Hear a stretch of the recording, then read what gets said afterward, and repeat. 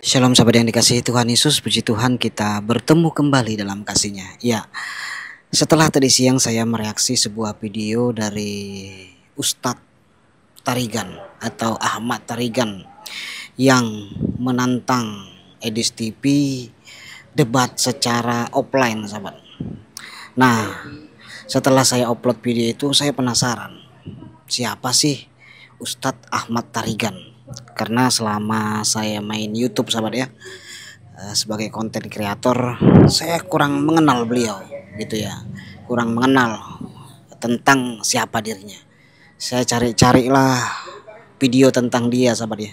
Saya temukan ternyata beliau ini adalah anak dari seorang pendeta pendiri gereja di Brastagi. Bayangkan sahabat ya, menurut penuturan dia itu bapaknya pendeta, abangnya pendeta, semua keluarganya itu pendeta, sahabat, dan orang yang sangat dihormati. Saya lahir di keluarga Kristen yang taat. Ayah saya adalah seorang pendeta dan membangun gereja di Kabupaten Kabung, di daerah Kabung, Sumatera Utara, Brastagi. Anak pertama pendeta, anak kedua menikah dengan pendeta, anak ketiga beliau adalah seorang dosen dan sekaligus pendeta. Anak keempat saya, anak kelima telah selesai sekolah teologi, jadi kedepannya juga jadi pendeta. Dan anak terakhir baru selesai juga dari sekolah teologi. Jadi semuanya keluarga pendeta, sama-sama Kristen. Ya, sama-sama katanya Tuhannya Yesus. Tapi kenapa kemudian jumlah Injilnya berbeda? Kalau orang Kristen masuk Islam, dia tidak kehilangan Yesus, tetapi sesungguhnya dia menemukan Yesus yang benar.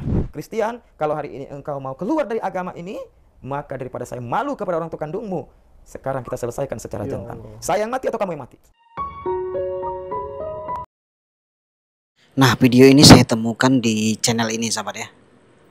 Nah, di channel ini kita lihat yang nonton kesaksian ini 600.000 lebih, saudaraku, penonton. Jadi sangat banyak sekali diupload setahun yang lalu, dan sudah saya download videonya, sahabat ya. Bagaimana di dalam video ini banyak sekali tuduhan dan pitnahan-pitnahan dia tentang kekristenan. Itulah saudara yang terkasih ya, kita heran ya. Dia sendiri membahas-bahas Kristen, menyerang kekristenan, menuduh Kristen itu katanya dalam video itu penyembah patung. Katanya waktu dia Kristen itu dia melihat di sekolahnya itu orang nyembah patung, katanya patung Bunda Maria, katanya gitu ya. Nah, tuduhan-tuduhan yang cukup luar biasa sebenarnya pernyataan dia terhadap kekristenan. Tetapi ketika Edis TV membahas agamanya, dia marah sekali sampai menantang debat offline. Nah, sebenarnya kalau berani ya debat saja secara online. Ini zaman internet, ya zaman teknologi, tidak ada bedanya. Mau offline, online, justru lebih bagus debat online. Jauh lebih bagus debat online itu, saudara. Kenapa? Kita berdebat tidak terpengaruh dengan orang yang ada di dalam ruangan. Kalau offline kan tentu saja banyak orang di dalam itu kan. Ya mungkin kita bisa melihat dari orang-orang yang ada, mungkin saja mengintimidasi atau yang lain-lainnya. Tapi kalau online tak ada yang bisa mempengaruhi jawaban dan pertanyaan kita. Nah, nanti saya akan reaksi ya video kesaksian dan tuduhan-tuduhan dari Ustadz Ahmad Tarigan ini. Saya akan reaksi. Nah, videonya sudah saya download, sahabat ya. Saya takutnya setelah saya reaksi video ini nanti dia hapus itu video kesaksian, saya takutnya. Makanya saya download duluan.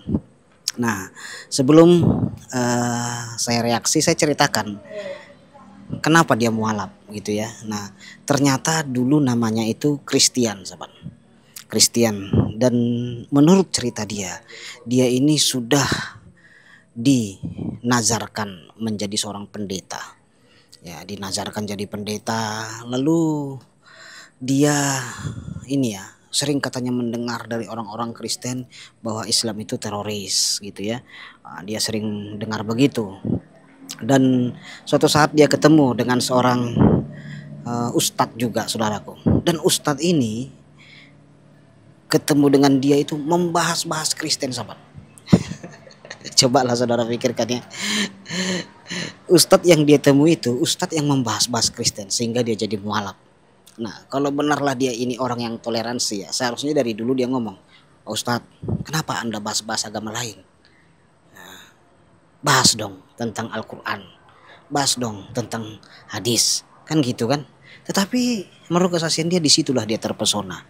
Dan menurut dia, ketika dia masuk Islam, katanya dia dicoret dari kakak. Nah, ini kesaksian yang baru saya temukan perdana, ada mualaf itu dicoret dari kakak. Udah kayak murtadin sama dia. Bahkan saudaraku ya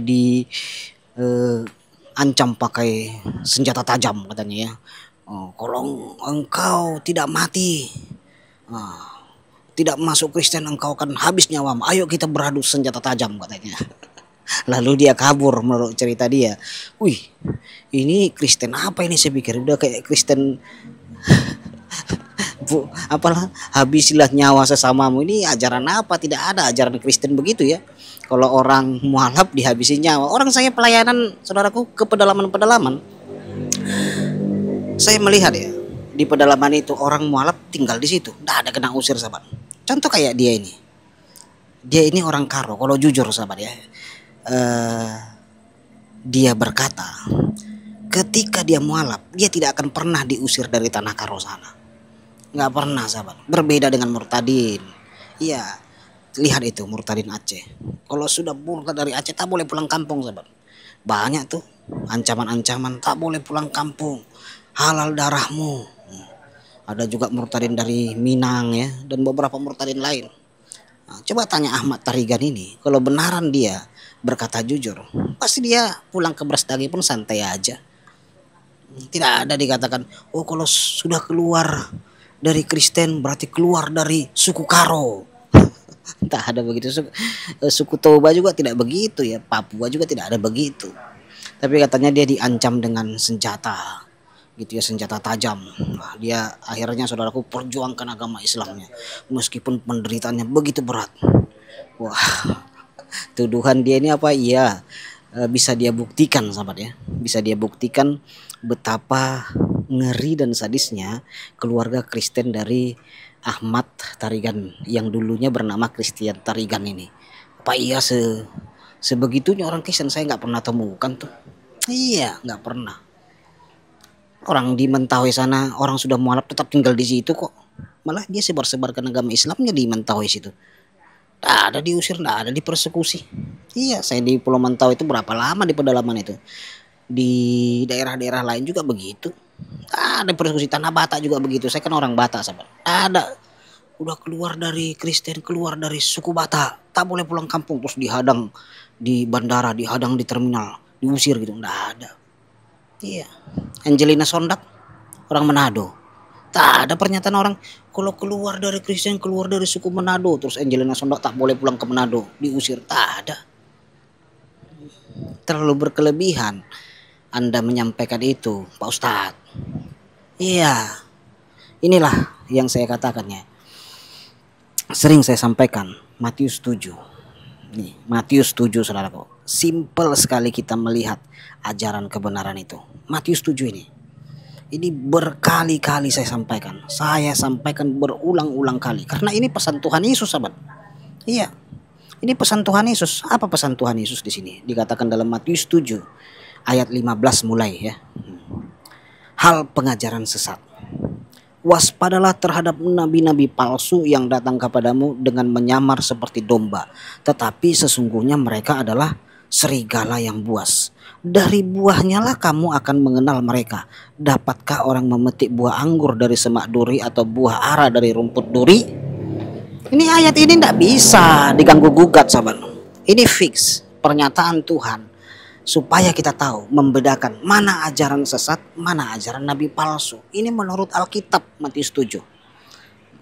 Karena ini Alkitab saya, tentu saya bahas. Apa kata Alkitab? Dari buahnya.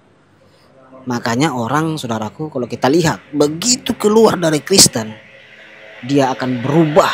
Buahnya itu berubah tanpa dia sadari saudara. Iya, berubah sendiri. Yang dulunya ya, dia itu waktu Kristen melihat gereja dipersekusi, orang Kristen dilarang ibadah, melihat video-video penggerudukan rumah-rumah Tuhan, pasti dia berkata, Ya Bapa, ampunilah mereka, sebab mereka tidak tahu apa yang mereka perbuat. Ketika dia melihat ada orang yang mengejek-ejek Kristen, membahas-bahas Kristen, mengolok-olok Kristen seperti Zakir Naik gitu ya, dia berkata, Tuhan ampunilah dia. Dia tidak tahu apa yang dia perbuat. Tetapi begitu tinggalkan Yesus, lihat buahnya itu kelihatan. Langsung dia, saudaraku, membela Tuhannya, membela agamanya, dia akan marah. Buahnya itu akan kelihatan, sahabat. Itu kata Alkitab. Saya sudah melihat itu. Orang yang tinggalkan Tuhan itu terlihat dari buahnya. Jelas sekali Alkitab itu, sahabat. Iya. Salah satu contoh seperti almarhum Agustan. Dulu waktu dia Kristen pasti tidak pernah ngomong halal darahmu, nggak pernah. Tetapi begitu dia tinggalkan Yesus, dia pun berkata kepada orang Kristen halal darahmu. Dia pun marah-marah, sahabat. Iya, kalau agamanya dibahas, dia pun akan mencak-mencak. Tetapi begitu dia membahas agama orang lain, merendahkan agama lain, dianggap itu adalah dakwah. Nah, itu buah yang sangat kelihatan, sahabat, dari perilaku-perilakunya. Ajaib Alkitab ini, sahabat. Iya, ajaib sekali. Saya melihat dia, memang tidak bisa dipungkiri. Bagaimanapun mereka ketika tinggalkan Tuhan Yesus, pura-pura baik pun akan terlihat ketika dia mengalami ujian. Iya. Contoh seperti itu ya, ketua mualaf si Hani Kristanto itu kan. Oh, begitu dia tinggalkan Yesus, kerjanya apa? Marah-marah, mau penjarakan orang, geruduk orang, kepung orang, penjarakan orang. Dulu waktu dia Kristen tidak pernah begitu. Saya percaya itu, sahabat. Dia tidak pernah melakukan aksi-aksi perlawanan kepada orang-orang yang menutup gereja. Nggak pernah itu. Saya percaya juga dengan Ustadz Tarigan ini.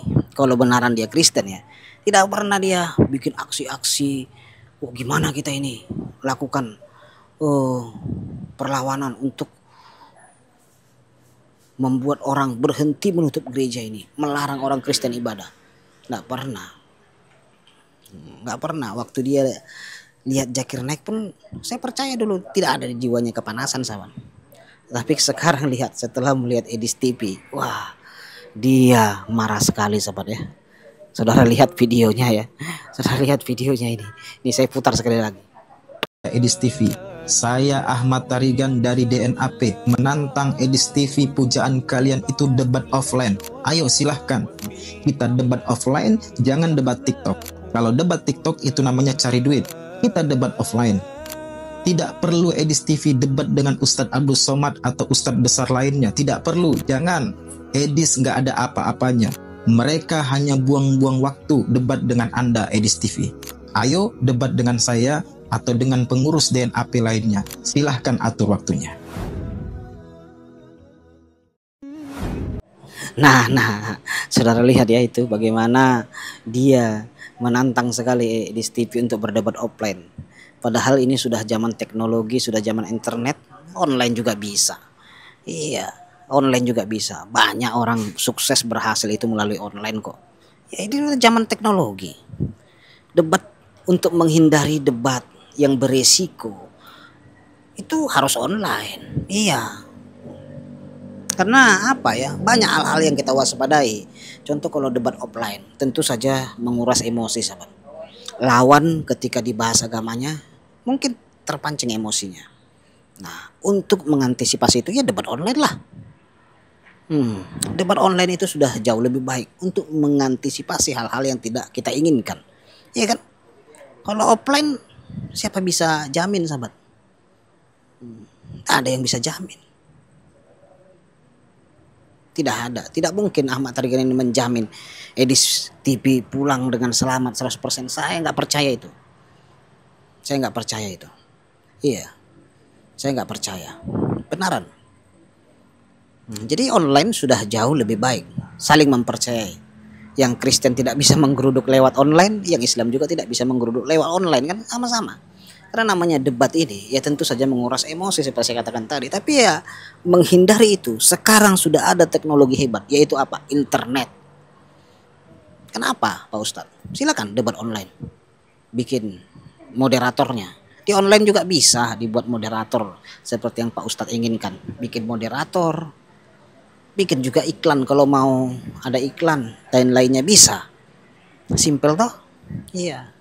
Oke lah, Tuhan memberkati kita semua. Shalom bagi kita. Itulah reaksi saya, nanti saya akan reaksi lagi ya video pernyataan tuduhan-tuduhan Ustadz Ahmad Tarigan tentang kekristenan. Nanti saya akan reaksi, tapi karena saya lagi di luar kota sahabatnya, cukup jauh dari provinsi di mana saya tinggal. Doakan saya, pelayanan saya hari ini ada beberapa hal yang harus saya selesaikan. Dukung dan doakan saya. Tuhan Yesus memberkati. Shalom.